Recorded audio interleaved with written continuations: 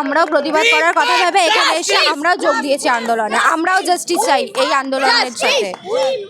Justice justice for RG Kar, justice for RG Kar, justice for RG Kar, RG Kar, RG Kar.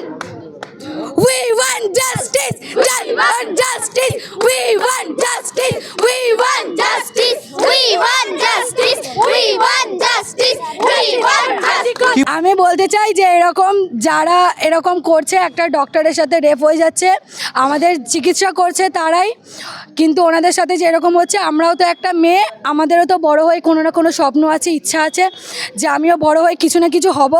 এই জিনিসগুলোর জন্য প্রত্যেকটা মেয়ে পিছিয়ে যাচ্ছে, কিন্তু এই প্রতিবাদ যদি চলতে থাকে প্রত্যেকটা মেয়ে এই লড়াইয়ের সাথে আছে এবং আমিও আছি। আর আমি চাই এরকমভাবে, আর এই জিনিসগুলোর জন্য আমি চাই ওদের জাস্টিস হোক, ওনার ফাঁসি চাই, ফাঁসি হলে শাস্তি চাই ওদেরকে। সন্দীপ ঘোষ পেছনে দাঁড়িয়ে আছে, কি বলবো? আমি চাই না যে ফাঁসি, চাই না তিলে তিলে আস্তে আস্তে কঠোর থেকে কঠোরতম শাস্তি হোক। আমি চাই না ওনার একবারে কোনো ফাঁসি হোক, কারণ ফাঁসি হলে কোনো প্রবলেম সলভ হবে না, কিন্তু শাস্তি পেলে যেই লোকটা যেমন শাস্তি দিয়েছে আমিও চাই সেরকমভাবে ওনার সাথেও শাস্তি হোক। কোন ক্লাস তোমার? আমার class 9, Muralidhar girls high school. কি বলবে? বাস আমরা এটাই চাই, জাস্টিস চাই, যাতে আমরাও আগে হয়ে কিছু আমরা আগে কিছু করতে চাই। এই না যে ঘরে বসে আমরা কিছু ঘরে চুপি করে না থাকবো, আমরা আগে বাড়তে চাই, ভয় না পেয়ে আমরা আগে বাড়তে চাই। বাস জাস্টিসই চাই আমাদেরকে। ওরা যা বলছে, যা ওরা দেখছে তাই ওরা বলছে। আমরা কিন্তু এইটাই চাইবো, আমরা যে রাস্তায় এসে দাঁড়িয়ে পড়েছি, কেউ ক্যান্ডেল নিয়ে দাঁড়াচ্ছে, কিছু করছে, এইভাবে বিচার না। বিচার যদি সত্যিকারে চাই তা ওই মানুষটাকে আমাদের হাতে তুলে দিক, পাবলিকের হাতে তুললেই বিচার হবে। ফাঁসি দিয়ে দাও, গুলি করে মেরে দাও, সে তো একেবারে শেষ হয়ে যাবে। আমি নিজেরটা বলছি যে আমি এইটাই চাই যে সন্দীপ বোস বা যে হোক, যারা এই অন্যায়টা করছে তাদেরকে পাবলিকের হাতে ছেড়ে দাও। পাবলিকের হাতে ছাড়লেই তাহলে পুরোপুরি বিচার হবে। আপনার উপর এত অভিযোগ, আমার ওনার কিছু বলার নেই, উনি বলবে না, বলার ভাষা হারিয়ে ফেলেছে। দেখুন, স্বাধীনতা 77 বছর, উনার কি মুখ থাকবে? উনি একটা মেয়ের জীবন নিয়ে এইভাবে অত্যাচার করেছেন। উনার ঘরে মা বোন আছে তো? সারা ভারতবর্ষে এই দুনিয়াটা একটা মেয়ের ওপরে যেভাবে হয়েছে, কালকে আমার ওপরে হতে পারে, কালকে আপনার ওপরে হতে পারে।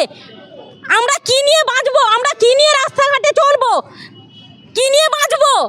আমাদের ঘরে মেয়ে বোন সবাই আছে। উনি তো একটা মেয়ে, উনি এটা কেন ভাবছেন না যে 10 লাখ টাকা দিয়ে কোনো জীবন হয় না? চুপ থাকাটা তো সেটা আমরা মেনে। উনার বলার মুখ নেই, উনার বলার মুখ নেই। ওনাকে কি করে উনাকে পাবলিকের হাতে ছেড়ে দেওয়া হোক। আমরা দিদিকে একটাই কথা বলতে চাই, দিদি আপনিও তো একটা মেয়ে, তাহলে আপনি এর বিচার কি করে করছেন? 10 লাখ টাকার উপরে কি একটা মেয়ের জীবন হতে পারে?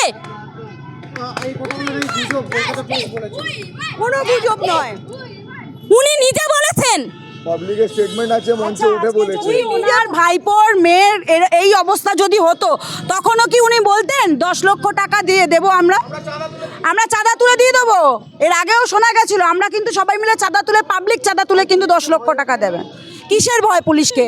পুলিশকে ভয় কিসের? সত্যি দেখুন, স্বাধীনতা 77 বছর হয়েছে, স্বাধীন হয়েছে ভারতবর্ষ, কিন্তু আমরা কিন্তু পশ্চিমবাংলার মেয়েরা, অন্য রাজ্যে থেকে আমরা পশ্চিমবঙ্গের মহিলারা কিন্তু সুরক্ষিত নয়। আপনারা শুধুমাত্র আজকে দেখছেন আরজিকর, এর আগেও কামদুনি দেখেছেন, পার্কস্ট্রিট দেখেছেন, কালিয়াগঞ্জ দেখেছেন। বারংবার এই ঘটনা চলছে এই মুখ্যমন্ত্রীর অরাজকতার ফলেই। 100 বার দফা 1 দাবি 1, মুখ্যমন্ত্রীর পদত্যাগ।